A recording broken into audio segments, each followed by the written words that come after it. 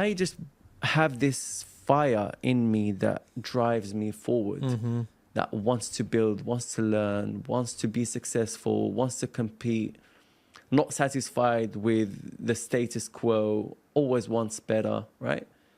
And it just fuels me. Like, I don't have to think about it. It just happens. Like, when I wake up, the first thing I want to do is obviously, do my workout, pray, do all that kind of stuff, and then just go to work. So I really enjoy it. Look forward to my meetings. I genuinely look forward to my meetings. What are we doing today? What have we achieved so far? How long do we have to launch this feature?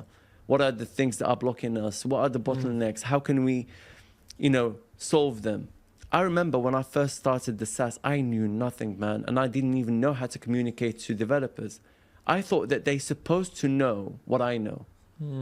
Right? That when you first start communicating with developers, you soon realize that they don't listen or they do things wrong, but it's you who's the problem. I didn't think that it was me who's the problem. So I started learning how to communicate with them and how to really lay it out in a clear structure that we can make that Figma and even describe how that thing is supposed to work, like you're talking to a 1-year-old. That way, nothing gets misconstrued or nothing gets, lost in translation and stuff like that. Because the way I think is not the way a developer thinks. They're just very logical numbers, equations, all that kind of algorithms. But we think about the logic of how the user is going to use it, the user journey, how it impacts them if it's done that way or whatever. They don't think, I've realized they don't think like that. And maybe it's the developers I've worked with, but I've worked with so many developers and they're all normal. Like that. You have to really be clear with them and know exactly what you want and say exactly how it is. Yeah. So that skill I had to learn, but I didn't know I needed to learn it when I first started. So again, you have to be open-minded and not blame the developer, but realize that you have to upskill yourself in that skill in order to, move forward. And we were getting stuck so much. And at one point we were like, no, we can't achieve this. I wasn't saying that, but they were telling me, no, we can't achieve this with the resources we have.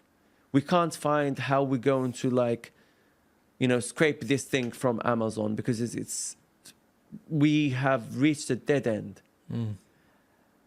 And me being stubborn and me wanting to get to the bottom of it, I didn't accept that. I was like, no, we can do it. Let me explore. So I started looking at different resources and talking to different people and stuff like that. And then I was like, okay, let's try this. Okay, let's try that way. Okay, let's try that way. And then slowly we started to see the light at the end of the tunnel. And then slowly we started learning until we actually built the thing that we wanted to build, but better than the competitors. You had to push And I think through. you just have to be relentless, man. You have to be relentless and you can't give up. With anything in life, it's not just SaaS. It's just, in general, if you really want to get somewhere, you just cannot give up.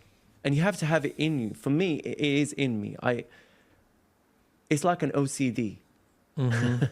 I'm obsessed by getting to the bottom of something. And if I don't get to the bottom of something, then I am not satisfied. It's like I have not satisfied that itch. It will literally keep itching me until I get to the bottom of that thing. Then I'm fine. Then I'm happy. And then I look for the next thing. Any competitors listening to Adnan right now, you should be afraid. I would fear this man because you can't beat that. You can't. That can't really be something that you learn to do better than somebody that has that. And I could see that you have that. And I appreciate you sharing all this. I have one more question. I know that we're coming up on sort of the end of our hang out, but it's the last day of 2024. Yeah. Tomorrow is 2025 at 9. Wow. That's crazy, man. Yeah. Time flies by. It's crazy. Time flies by. Yeah. Are you? One thing I want to say is I'm nearly 40, right?